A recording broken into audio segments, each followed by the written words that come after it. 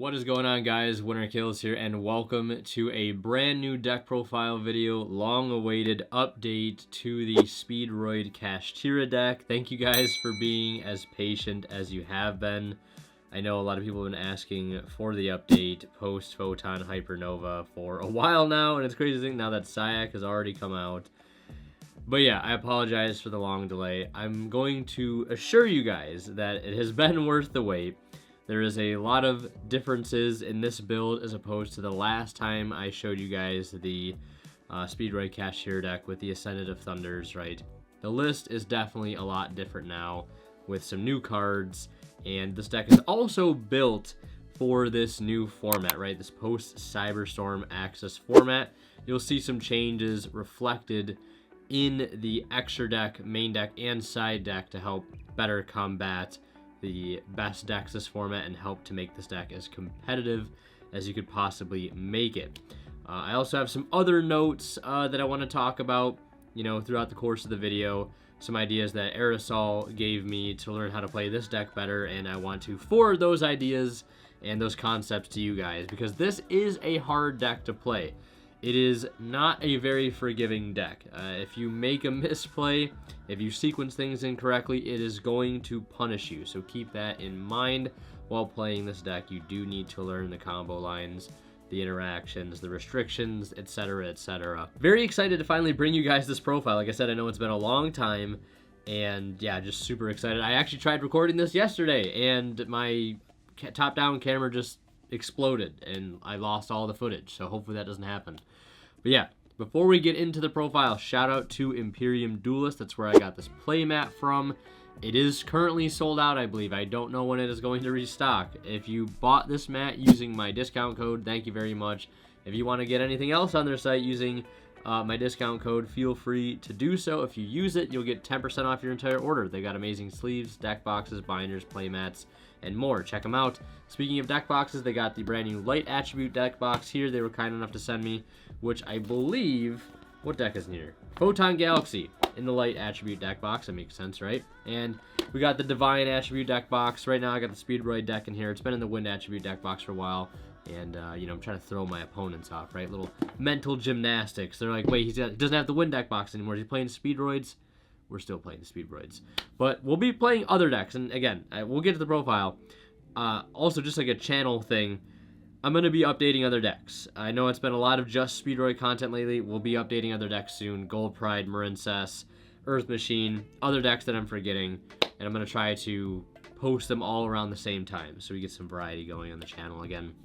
And I can kind of exercise my Yu-Gi-Oh brain a little bit. Okay, long-winded intro. Let's get into the profile here. We'll start with the monsters. First and foremost, we have the GOAT himself, Speedroid Terratop. Obviously, we can only play him at 1. Hopefully, the new list will actually bring it to 2, just to kind of test the waters a little bit. Although, with the Kashtira engine in this deck, you will find yourself summoning him from hand way less often. The Kashtira cards are pretty much always going to take precedence over special summoning the Terratop from the hand, so keep that in mind. I know it can be pretty easy to tunnel vision on that if you're kind of used to playing Speedroids, like pure Speedroids like I used to play in the past before the Kashtira cards, hit the TCG. But, it is still a great follow-up normal summon if you've already started Kashtira plays and you've gotten stopped. So, yeah, one of, perfectly fine, usually grabbing off Rubber Band Shooter. And speaking of Rubber Band Shooter, we're playing 1 double yo-yo. This is to basically summon your Terratop when you don't get your Terratop. And I find this card, whether you're playing the Kashtira variant or you're playing Pure, I find this card, now that Aurodon has been banned for quite some time, took me this long to realize, but I think this card is pretty much mandatory to play now that we don't have that lane climb option. And yeah, just pretty good all around. And then we have one more one-of for the Speedroid cards, one Fukimadoshi Piper. This is like one of the main reasons why I think the Speedroid engine is so incredibly underrated and is so also incredibly good on its own because of this card. Having an in-engine Pot of Duality / Pot of Prosperity, right, however you want to look at it, is insane. And oftentimes you can do this effect every single turn, on your turn and on your opponent's turn, if you are able to get to the double Baron end board. But, you know, that resource gain this card gives you is just incredible. Digging for hand traps going first, board breakers going second, or side deck cards whenever, right, is just always a super valuable tool. One thing I always hate in decks is that if they don't have any draw power or ability to, like, dig through the deck in some way, shape, or form, or, like, consistency cards that can be played. But having a deck that has an in-engine card that does that is one of the best feelings in the world. So definitely a mandatory one of you have to play it, for sure. Then we have 2 copies of Den Den Daiko Duke, the ratio that seems to transcend space and time. 2 Duke just feels good, right? You can side out one going second. In fact, I'd probably recommend siding out a copy going second, because against some of these bigger combo decks, the game's probably not going to grind on long enough to the point where you're going to need a second one. And, you know, a simple Tekatomborg or a Car Turbo will probably just do the trick, as opposed to needing that second Duke at some point later on. So I think 2 Duke, perfectly fine. Then going on in the Speedroid cards, the Speedroid engine, we just have 2 copies of Tekatomborg. This is usually a 3 of in pretty much any Speedroid build you'll find. But for reasons we are only playing 2 in this build, you really don't want to see multiples of it in the opening hand, especially with the Kashtira stuff. Like, we're taking slightly different lines in this deck than you would with traditional Speedroid, so we don't always want to see multiples of these, and we also need to make room for, you know, other engines cards like the Kashtira cards and hand traps, etc. So, yeah, I think 2 has been fine. I haven't really missed the 3rd, if I'm being totally honest. And again, in Pure, you'd obviously be playing 3, but in this, you know, we want to compact the engine just a little bit. And we're also playing just 2 copies of Speedroid Car Turbo. Level 3 Wind Tuner pairs great with our Kashtira stuff, mainly, you know, the Kashtira Unicorn, as we get easy access to Baron. And that is actually going to wrap it up for the Speedroid engine. Very, very small Speedroid engine, 2, 4, 6, 8, just 9 Speedroid monsters in the main deck. No Marble Machine, no Ultra Hound, because we have other normal summons that we are trying to prioritize in this build. And that's one thing I gotta say I do enjoy more about playing a non-pure build. The one problem that pure Speedroid has always had is having too many normal summons in the main deck, right? You have Terror Top, you have Double Yo-Yo, you have your Ultra Hound, and you have your Marble Machine. Not saying that those aren't all good cards in their own right. It's just, you know, when it comes to deck building and numbers, right? Odds are you're going to end up drawing hands of too many normal summons, which can cost you games. Then we have 2 copies of Mecha Phantom Beast Tetherwolf.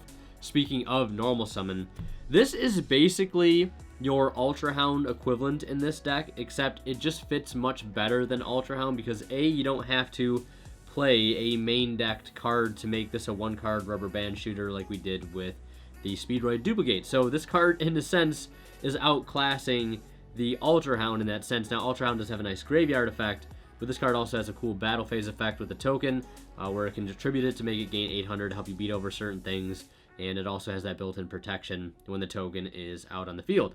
And also level manipulation, right? Becoming a level 7 is so important with the Kashtira cards and the easy access to Baron de Fleur, because that card is just insane.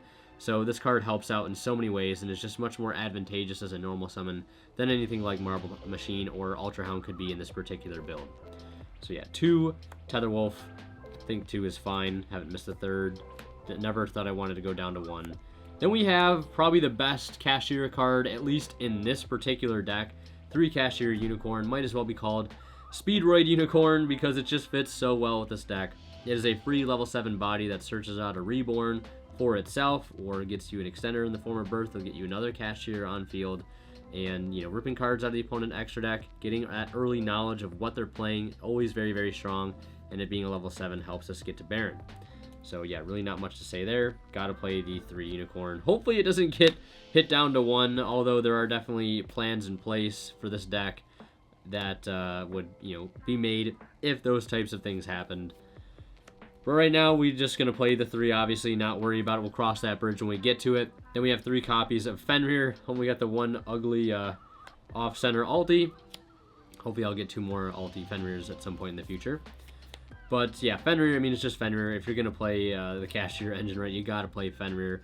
I know in the past I was playing just Speedroid with just the 3 Unicorn and a Birth or 2, and I feel like that is the standard for most current Speedroid lists. But again, the Kashtira engine takes a little bit bigger of a precedence in this particular build, primarily because of the Kashtira engine's synergy to bridge us into our Speedroid engine via Draco CYAC and with the 2 tokens.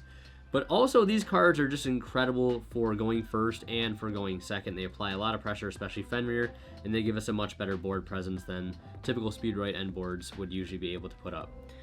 So yeah, Fenrir, I mean, searches out Unicorn, searches out the other Kashtira monster that we were playing, which is Scareclaw Kashtira. This is a card that I have a very strong love-hate relationship with. I seem to always draw this card on its own with no other Kashtira cards in sight, and that tends to be a problem sometimes, but the amount of times this card has come up clutch to make certain end boards possible, right, you just couldn't do it without it. We did think about playing Tearlaman's Kashtira in here, but the main downside of not playing Tearlaman's Kashtira, or well, of playing it, would be that when we use the mill effect, we run the risk of milling key one-ofs like Terror Top and Double Yo-Yo, and if you play one birth, milling your birth, right? Those can all be very catastrophic one-ofs to mill. So yeah, just moving on to the Scareclaw Cash ended up just being the better decision, and also the battle phase effect this provides for when, you know, any Scareclaw monsters or Cash monsters are battling. That negation effect can also be huge to out things like Dragoon. Moving on, we have 3 copies of Pressured Planet Raceoth. This card is just, you know, more copies of whatever Kashtira monster you need it to be. The only thing that sucks about this card right now is the fact that Droll and Lockbird is pretty much in everybody's side deck, and if it's not in their side deck, it's in their main deck. So yeah, that is rough, but you do, you know, kind of have to learn how to play around Droll a little bit with this deck. You know, make sure you're sequencing your searches properly. And, you know, if you have this and Unicorn on board, summon Unicorn first, get Birth, then get Drolled, right? Because getting access to Birth is much more important than getting access to a random cash name when you could have gotten to Birth to help make more Synchro plays or Link plays, whatever it may be. So yeah, 3 Pressured Planet. The attack boost is also super relevant in this deck, especially since we have Card Turbo, and then, you know, things get even bigger with the Pressured Planet. 2 copies of Birth. This is a card that I've thought about going back to 1. And I have gone back to 1 on it a couple times. Originally started with it at just 1 in the main deck, but, you know, there had been a few times that I can remember vividly where I was like, man, I really wish I had a second copy, right? Whether it be just to see it more often, which ended up being, like, the main reason why I wanted to play a second copy, is just to see it a little bit more, so I can see it with a Kashtira monster already in hand, right? Or I can, you know, have a second copy to be able to play if the first one gets outed, because not having a second copy sometimes after the board got broken or they outed the first one, not having that second copy did hurt, and, you know, there was the opportunity to search it with another Unicorn, and, you know, again, that opportunity was just greatly missed. So 2 Birth for now, and then we have 3 copies of one of the best spell cards in the game right now. 3 copies of Pot of Prosperity. This is a very, very important card in here. You do want to be careful how you use this.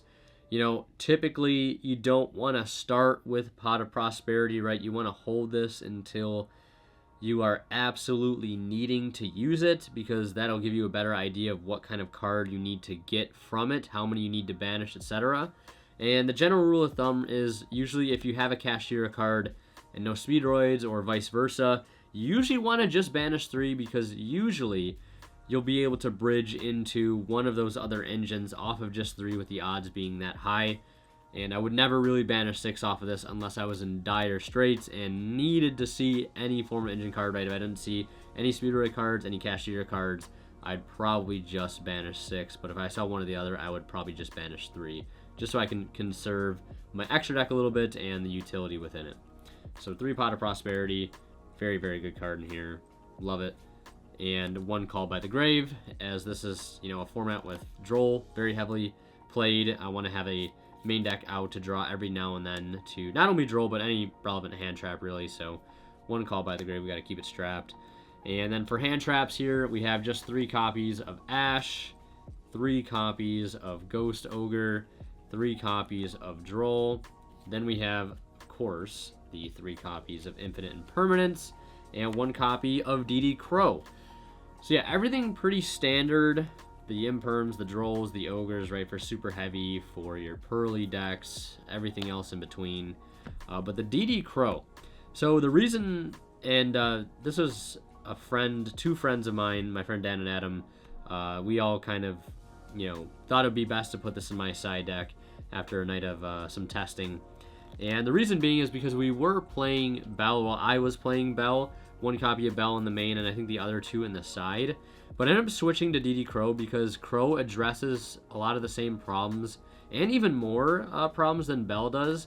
But Bell can also be chain blocked and stopped by branded loss, which is something I did not want to have to run into at all. So ended up just making the switch to Crow because against Math Mech, right, you can hit the diameter, and against the branded deck, you can just chain this directly in response to Branded and Red to hit certain cards, or what other graveyard effects or monsters they need engraved to summon back out off of Expulsion, whatever it may be, right? Crow does the job all the same. And even against Pearly, this card has more implication than Bell does. There are some things you can Bell in the Pearly deck, but Crow, the one high impact thing that Crow does is that it can banish the target for Pearlily out of the graveyard, and it makes it so the Xyz effect won't resolve. So I think I really like DD Crow just a lot better. And you can't obviously Bell that effect. You can Crow in response to make sure it doesn't go off. Now we're going to go into the extra deck here, and we'll start with our synchros, of course, and we'll just go by level, where we have our 2 level 6s. No high Speedroid Cork Shooter, no Hagoita, no Chanbara. We've moved beyond the need for those in this particular build anyways. We have Charge Warrior. This could be Adamantipator Risen Raptite if you wanted to play it. It does have some implications against the branded deck and against the Math Mech deck. But again, we already have like hand traps for those, so I don't think it's really necessary to make in the extra deck all that often. Although I wouldn't blame you if you wanted to cut the Charge Warrior, especially since Droll is existing. And a lot of times you're probably never drawing off this because you're Drolled, or you've banished it off your Prosperity because you weren't going to summon it anyways because you can't draw when you use Prosperity, right? So it maybe could just be Adamantipator Risen Raptite, but sometimes in certain situations, getting that extra card and then going into Piper, activating some more, you know, getting 2 cards essentially in that play and then sinking into Baron is a very nice line. I've always loved it. Juju is great, easily accessible, level 6 Synchro. It is removal in the form of sending, which is great, you know, getting around, you know, destruction and things like that, things that can't be destroyed. So sending cards is great. Sometimes you can just summon this and stall with it because it can't be destroyed by battle or card effect if you have the right setup in the grave. And so easy removal, you know, go into this, send a card, go into Baron, get rid of another card. So yeah, just 2 level 6s. I've been liking them a lot lately. And again, maybe the Raptite will replace the Charge Warrior at some point. For our level 7s, we have F.A. Dawn Dragster because with this deck and this build, we aren't always locking ourselves into win synchros because of the lines that we are taking. So yeah, very nice just to be able to have a Spell Trap Negate on board that we don't have to use our Baron on. 1 Clearwing Fast Dragon, 1 Wind Pegasus at Ignister, and 1 Clearwing Synchro Dragon. Clearwing Synchro Dragon is not that fantastic of a card. It's pretty decent against like Brand in some cases. It's pretty decent against Kashtira, but most of the time this is getting banished off Pot of Prosperity or off of Rubber Band Shooters. These 3 other cards have a lot more utility in any given meta. Wind Pegasus is pretty similar to the Juju. We can climb into the Juju or the Ad Ignister, right? Pop a Spell Trap in the case of Ad Ignister, then climb into Baron and pop another card. And having Ad Ignister set up in Grave gives your end board just that little extra bit of insulation from it being broken that easy, right? Sometimes people will try to clear certain things in the battle phase, like the Kashtira stuff, right? They're outing Fenrir's that way, and having access to Wind Pegasus in the graveyard is very key to kind of deter them from doing that. Fast Dragon's just always Fast Dragon. Again, Dawn Dragster, you know, the free Spell Trap Negate every turn is really nice. It means we don't have to waste our Baron Negate on things like Evenly or whatever, those high impact spells and traps. Then we have 2 copies of Baron and Fleur. Now, you're not seeing doubled. We are playing 2 copies of Baron. So, the main reason we're playing 2 is this card is literally just a Speedroid boss monster. And with the Kashtira cards and the Speedroid cards and their ability just to make Baron so easily, like, you're going to go through this card a lot. And also, it does kind of play around Nightmare Unicorn. If we did lose our single Baron to a Unicorn, that would be really, really rough because, again, we don't really have a super high-impact boss monster to go into without Baron. So this kind of plays around losing Baron to Unicorn, although they're probably getting rid of the Zeus in our extra deck, for being honest. But, you know, being able to summon 2 of these, tagging out into a Fenrir or a Piper to activate hand traps, right? That's one reason we want to have 2. And also just to be able to go into a second one when the first one gets outed, to be able to close out games is oh so important. Yeah, because this card just does so much. It's literally borderline custom card. Then moving on to our links, we have 2 copies of Rubber Band Shooter. Yeah, I mean, it's a Speedroid staple. It's always going to be good. Not much else to say. I think 2 is perfectly fine.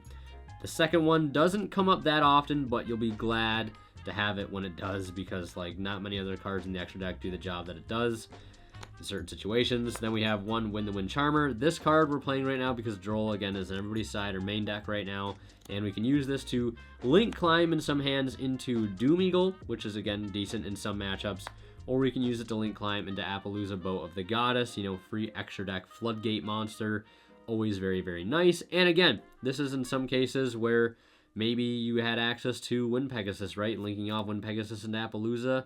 Now, if they want to run over the Appo in the battle phase, they've got to worry about losing something to the Wind Pegasus, etc., etc. So, just another example of why Wind Pegasus is so great to set up in the graveyard if you can.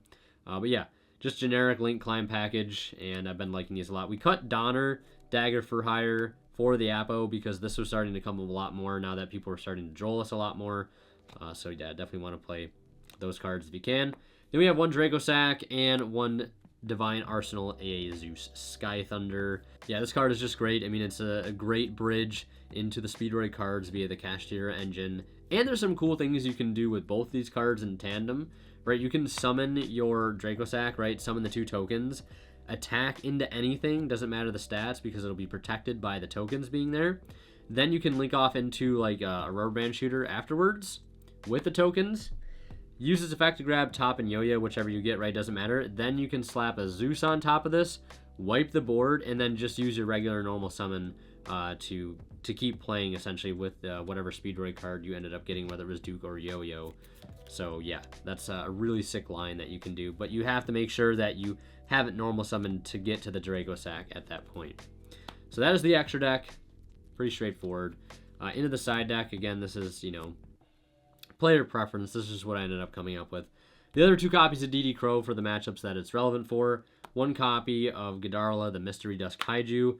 And the Godarla is essentially acting as the 4th copy of Ixie's Encore. This is the hot spice, if you will, for the new format for the Pearly deck, because this card absolutely just erases the Pearly end board.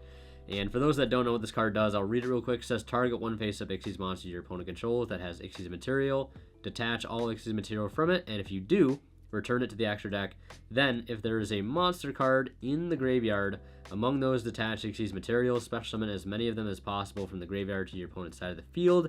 In face-up defense position, their levels are reduced by 1 on the field. Cards and effects cannot be activated in response to this card's activation. So they got a little off the rails there with that last sentence. You can't activate anything in response. At least your opponent cannot activate effects in response. Well, yeah, cards and effects cannot be activated in response. Yeah, it's insane, right? So usually they're ending maybe on like the Ensemble Robin and like Pearly Plump, I think it is. And they're going to rank it up with the trap card to go into Noir. And it's a big, like, unmovable boss monster that is most of the time is going to be very difficult to out unless you just open a ton of extenders. And that's why I ended up stopped playing things like Evenly and Dark Ruler, because those cards don't deal with that extremely oppressive end board. Especially since if they have, you know, Sleepy Memory under it, or 1 or 2, they're getting 2 draws in their standby phase, and they're going to rank up again to get 2 more draws, right? So I was playing 3 Godarla, no Ixie's Encore. I was like, it outs the Noir all the same, but then you're just letting them draw an absurd amount of cards for no reason, so I wanted to kind of switch it the other way around, right? I want to be able to consistently either draw into and out or dig for it off Prosperity, and, you know, these are the best cards to do that. Although, getting to this off Prosperity is not that viable of an option because they already got Noir on board and they have the field spell up. You cannot Ixie's Encore the Noir because it was just special in that turn. It can't be targeted. So that's where having like the one of, you know, non-targeted removal in the main deck to be able to dig off of Piper, off of Prosperity, or Charge Warrior is always great. Then we have 3 copies of Cosmic Cyclone. You know, just generic spell trap removal. Pretty good. Wanted to have it. Didn't want to not have it in the side deck, right? I always got to have something for trap decks, right? Labyrinth, whatever it may be. And then we have 2 copies of Shared Ride. This kind of goes hand in hand with the D-Barrier as like a going first package. Very, very good against Super Heavy and also good against the Pearly deck. And the idea behind the Shared Ride, like I said, again, it's both good against the Pearly deck and the Super Heavy deck. But the thing about this is that you can use it whenever, unlike Droll, whereas usually the Pearly deck can play around Droll most of the time because they can do stuff in the draw phase so easily, like a lot of stuff in the draw phase. So Shared Ride plays around that and kind of gives them an option either to try to OTK you or just stop playing in general. And they also can't Gamma the Shared Ride either, which is huge because Gamma is just insane right now because of Droll and Lockbird. So Shared Ride kind of dodges that and fulfills a similar purpose to the Droll. And then last but not least, one Harpy's Feather Duster because, again, more back row hate is definitely needed. So that is it for the deck profile. And now we're going to go ahead and do a test hand or two to wrap up the video. Alright, so just finishing up shuffling the deck here. Let's go ahead and give it a cut real quick and draw into our first test hand of the video.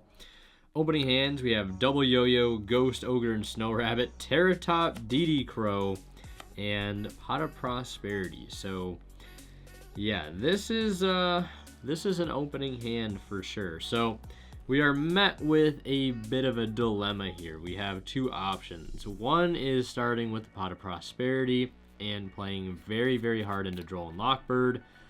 Or we could go ahead and grab Terratop and start with Terratop.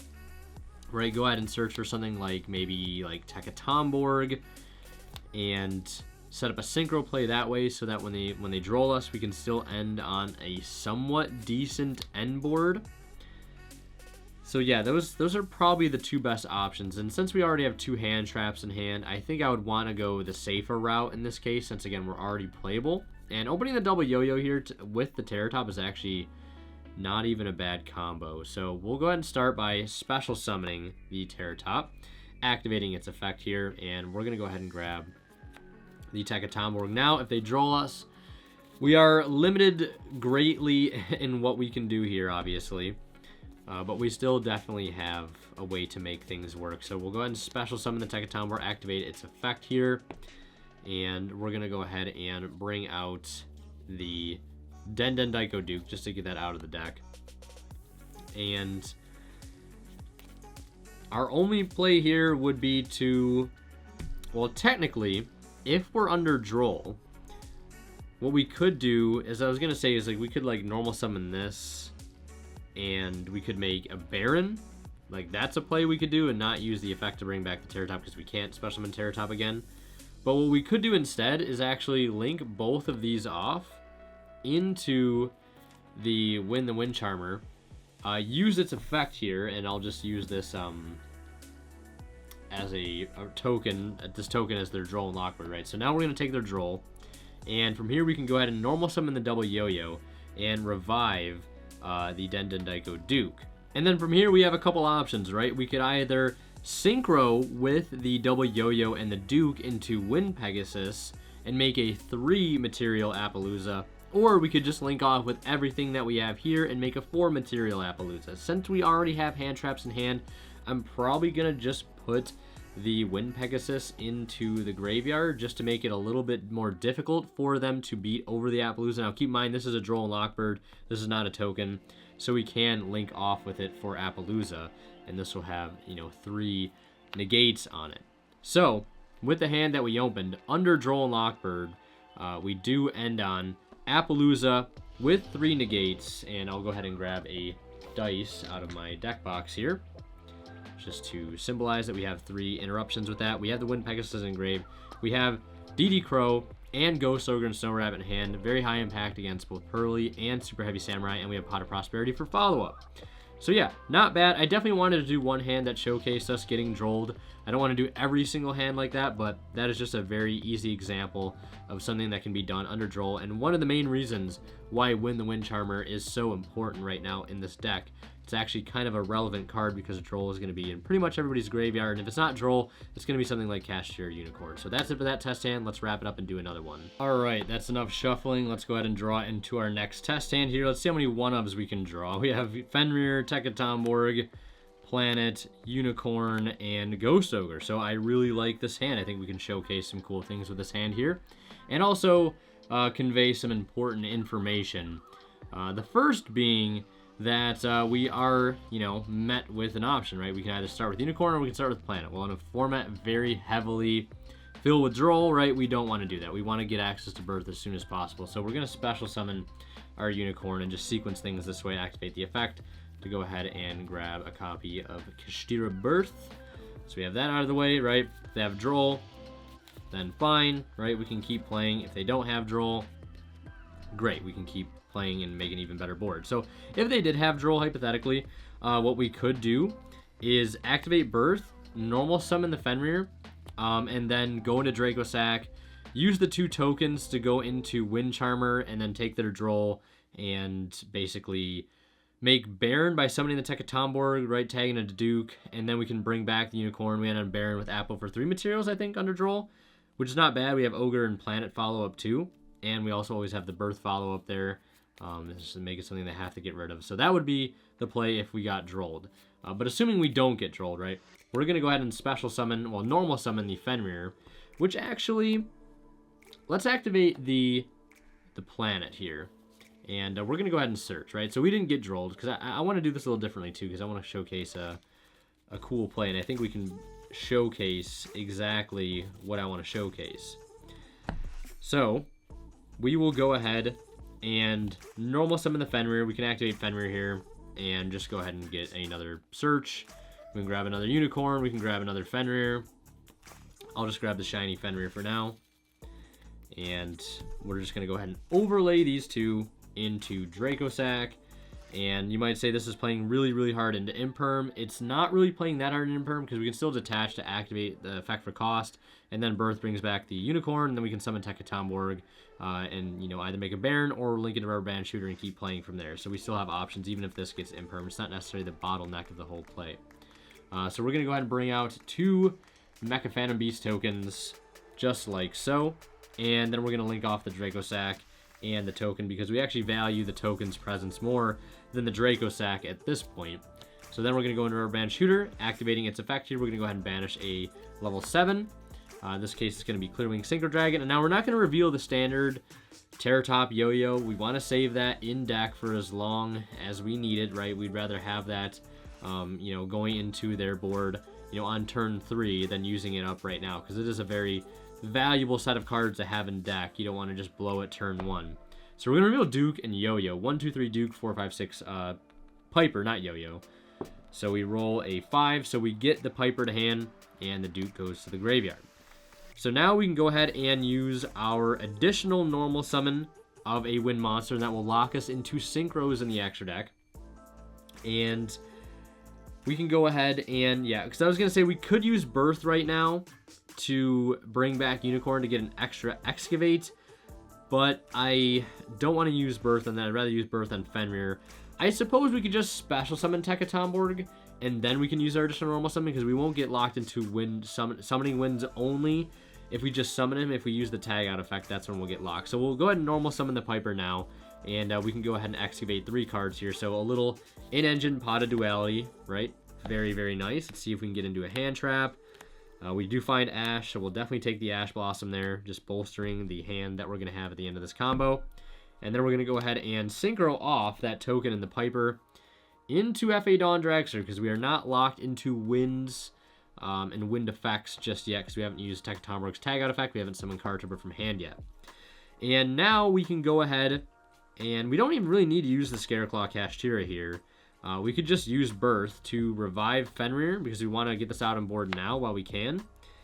And then we want to use, we do want to use the Scareclaw Kashtira. So we're going to use the Scareclaw Kashtira, banish the other Fenrir, and then we're going to use this Tekatomborg to now tag out, finally locking us into winds. We do have Duke and Grave already, so I am just going to summon a Car Turbo to have that set up in Grave. And this is going to be the end board, right? We're going to end on Baron with the FA Dawn Dragster and a copy of Fenrir with Ash and Ogre in hand. And we have the Duke in Grave for follow-up, which is always nice. Yeah, I mean, it's a pretty solid end board right there. 2 hand traps, 3 interruptions, technically 4 interruptions on field, And we have that Duke engraved to give us a body to work with next turn. And of course the follow-up from Birth, follow-up from Baron. Rule of thumb with Baron, I didn't mention the profile. You pretty much always want to use Baron's tag out effect in the standby phase after you've used his negate, unless there's literally nothing advantageous to grab out of your graveyard. So that is one thing you always want to keep doing, is keep recycling Baron whenever possible, so you can keep summoning him and applying pressure. So yeah, that's that test hand there. That is basically the go-to end board with this deck, or at least my go-to end board when playing the deck. There's other things you can do, I'm sure.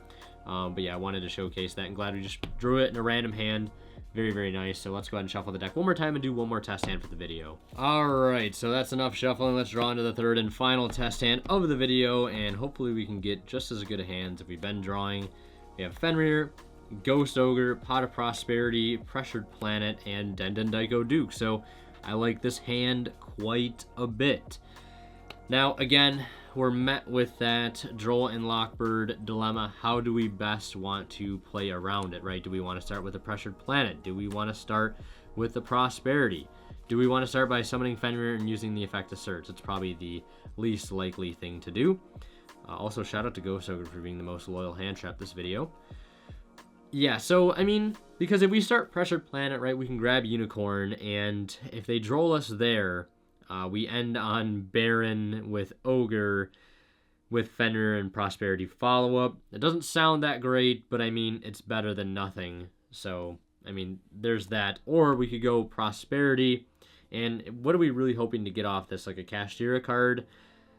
Yeah, that would probably honestly be it. And so I feel like we would just go with Pressured Planet and activate the effect and just see what happens, right? If they have Droll, they have Droll. If they don't, then they don't. So, again, like I said, if they do have Droll and Lockbird, we are going to special summon the Unicorn and pretty much just normal the Duke, right? Make Baron and just pass turn there. Not a whole lot that can be done. Assuming they don't have Droll, right? Because we already know what we do if they do have Droll. Assuming they don't have Droll, we're going to special summon the Unicorn, activate the effect here, and go ahead and grab Birth. And we can pretty much do the exact same combo that we did in the last test hand that we just did. So then we're going to activate the Birth and special summon Fenrir, and then we'll activate Fenrir effect to go ahead and search for Scareclaw Kashtira. Then we're going to go ahead and overlay into Dracosac effect, detaching the Unicorn. And then we're going to go ahead and bring out the two tokens, and then linking off the tokens and the Dracosac into Rubber Band Shooter.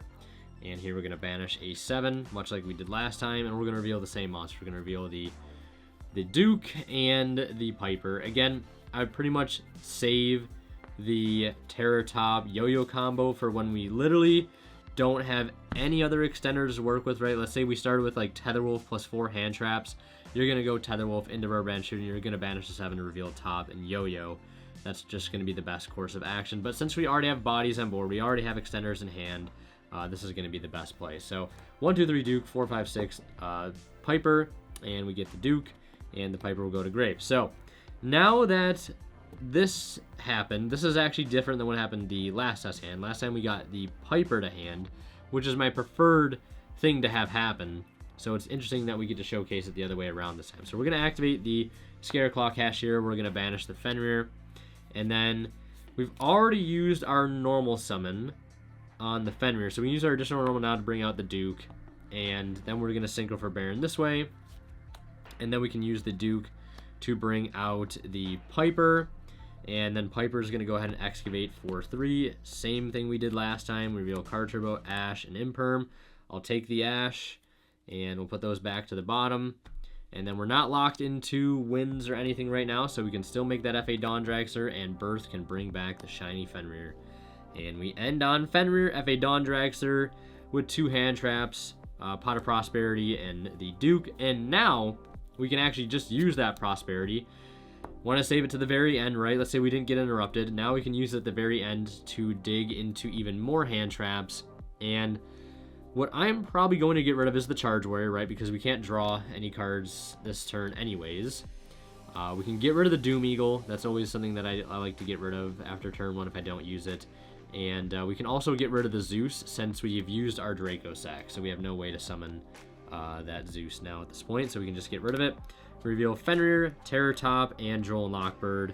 And I mean, honestly, it's very tempting to take the Droll with the end board that we have just to kind of secure a game.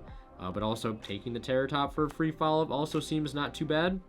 But I'll just take the Droll. So we end on Fenrir, Dawn Dragster, Baron. If they do hit us with Dark Ruler evenly, whatever it may be, we still have 3 hand traps in hand, which is quite a bit for them to get through. And a lot of decks are going to fold to these 3 hand traps right here. So that is going to be a great end to this video. Thank you guys so much for watching. I apologize again for the long wait. Appreciate you checking the video out. Drop a like and subscribe if you haven't already. And as always, Winter Kill signing out. We'll see you in the next one. And last but not least, I want to give a huge thank you to our current Divine level channel members who are Misfit, HCH Cyber, Cadillacs, Pony Stark, and Green. Thank you guys so much as always for your very kind and extremely generous support of the channel.